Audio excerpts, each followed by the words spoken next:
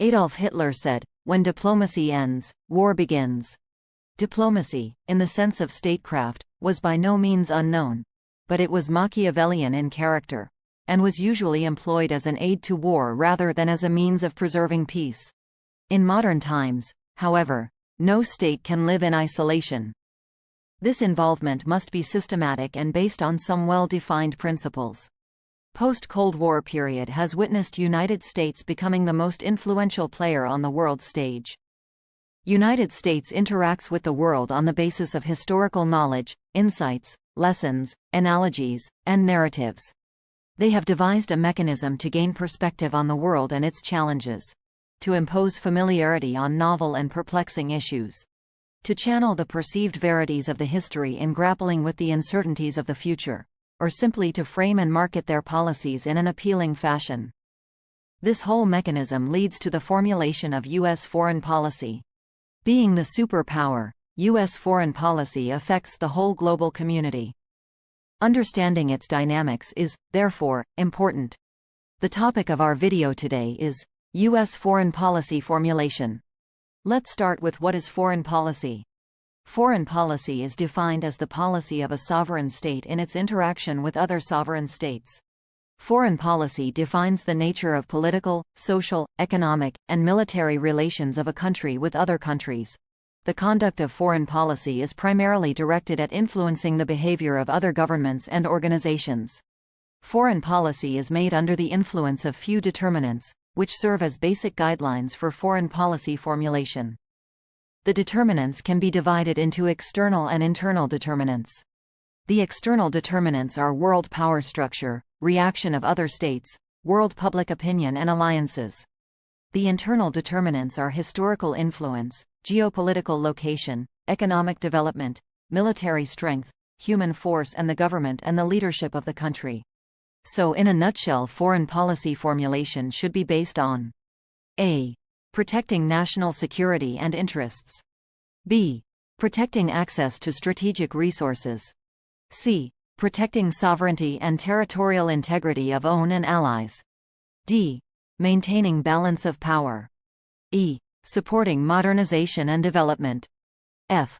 Safeguarding nationals in foreign countries. G. Fostering human rights and democracy. H. Adherence to international legal principles. J. Furthering economic interests. Summarizing, foreign policy formulation is a continuous process of assessing and evaluating different sources and resources in the light of changing circumstances. It is not done in vacuum but takes into account priority of different foreign policy objectives and multitude of internal and external factors. Having consolidated the concepts of foreign policy, let us now look at how this mechanism works in the United States. The United States has a presidential form of government that consists of three branches. A. The executive branch comprises of the president, vice president, executive departments and independent agencies. It is responsible for enforcing the laws of the United States. B. The legislative branch, or Congress, consists of the Senate and House of Representatives. It is responsible for making the laws which govern the country. C. The judicial branch consists of the federal courts. They are responsible for interpreting the laws and ensuring that the rights of the people are protected. The executive and legislature have constitutional responsibilities for making and implementing U.S. foreign policy. The system of government in the U.S. is based on checks and balances, and each branch of government can change acts of the other branch. President is Commander-in-Chief of Armed Forces and can veto laws passed by Congress. B. Congress confirms or rejects the President's appointments, holds the power to declare war, has all the power in financial domain and can override presidential veto. C. Justices of the Supreme Court, who can overturn unconstitutional laws, are appointed by the President and confirmed by the Senate. There is a balance of power between the authority vested in both President and Congress. In the history of U.S., there are a total of 2,574 vetoes, and only 4% of total and 7% of regular vetoes were overridden by the Congress. The National Security Council is the highest forum of foreign policy making in the United States. The core of this body includes the President, the VP, the National Security Advisor, Secretaries of State and Defense, Director National Intelligence, and Chairman Joint Chiefs of Staff. The Secretary of State is the principal advisor to the President on foreign policy issues, and by that virtue, the State Department is the department primarily responsible for foreign policy. Once the policies have been drafted by the Executive Department, these are put up for debate in Congress. Both the House of Representatives and Senate have their own Foreign Relations Committee, who debates the draft policy. The role of Congress in making foreign policy is twofold. The first deals with policy, i.e., how the Congress views an issue from a policy perspective. Secondly, Congress retains control over foreign policy funding, the power to raise and equip the military, and the power to declare war. Congress's financial power is crucial to implementing foreign policy.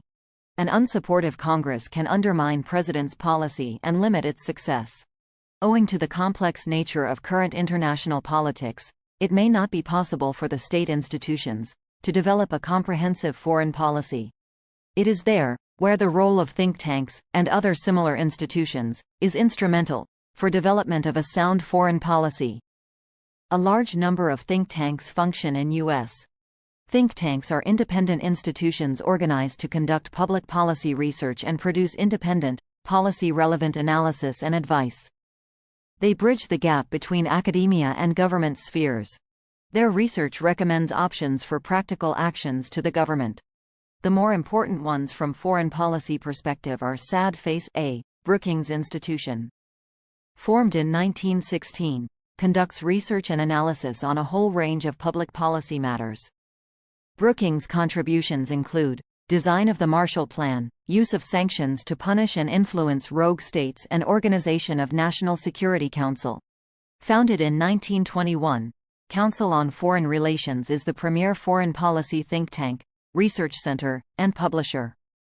It has over 4,500 members, including top government officials, business leaders, prominent lawyers, scholars, and journalists. The Council has been the architect of containment and Sino-U.S. rapprochement. Heritage was the main proponent of 1983 Strategic Defense Initiative and Gulf War I. Center for Strategic and International Studies, founded in 1962, provides strategic insight on and policy solutions to current and emerging global issues. In the institution of mass media, a host of news networks, newspapers, magazines, and journals form opinion that influences foreign policy making.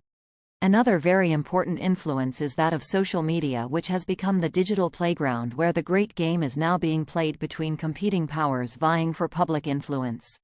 Lobbying in the United States describes paid activity in which special interests hire well-connected professional advocates, often lawyers, to argue for specific legislation in decision-making bodies such as the United States Congress. In last 10 years, more than $3 billion have been spent per annum for lobbying.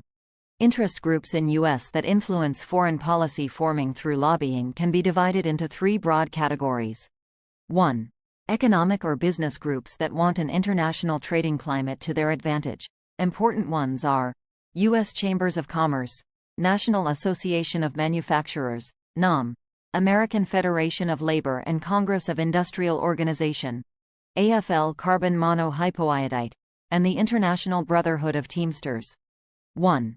Environmentalists like 1. Greenpeace. 2. Sympathizers of other countries, work to safeguard or reinforce their diplomatic relationships with USA. Let's see the effects of think tanks and other institutions on U.S. foreign policy. Despite the relatively low profile, think tanks affect American foreign policymakers in 5 distinct ways. 1. Generating original ideas and options for foreign policy. 1. They generate insights that can alter concepts of national interest, ranking of priorities, and roadmaps for action. 2. Think tanks provide a steady stream of experts to serve in administrations and on congressional staff. 2. They hire outgoing administration officials in a revolving door policy that ensures that experience of running an administration is harnessed and utilized for future research.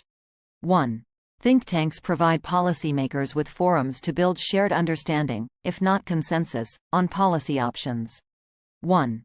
A base for any major foreign policy initiative can thus be evolved and furthered. 1. The U.S. public has a growing stake in foreign policy, and think tanks' publications inform them about the current issues on the world stage, and 1. Finally, think tanks assume an important foreign policy role by sponsoring sensitive dialogues and providing third-party mediation for parties in conflict. Electronic, print and social media are perpetual observer and fastest means of information dissemination. By this virtue, media plays a significant role in determining what issues Americans consider important and also how do they think about them. Similarly, interest groups and lobbyists affect the foreign policy. Interest groups hire representatives to advocate their interests with members of Congress and with executive branch. They endorse, fund or canvass against candidates in elections depending upon the prospects' views about their cause, and they educate and inform public about policy issues and influence policymaking by instigating grassroots activities like demonstrations, etc. Foreign policies are greatly influenced by the domestic political environment, economic implications and president's ratings in lieu of policies taken by him. These considerations result in policy decisions that may be at odds with expert opinion. The U.S. government is regulated by a system of checks and balances defined by the Constitution. The president needs at least two-thirds support of the House for lasting foreign policy decisions. This implies that policies can seldom be unilaterally made and to a significant extent depend upon representatives' opinion. Moreover, an independent judicial system can always be approached to undo an incorrect decision taken by the government. Concluding, it can be said that like any country, USA evolves a foreign policy for safeguarding its national interests. Thanks for watching the video.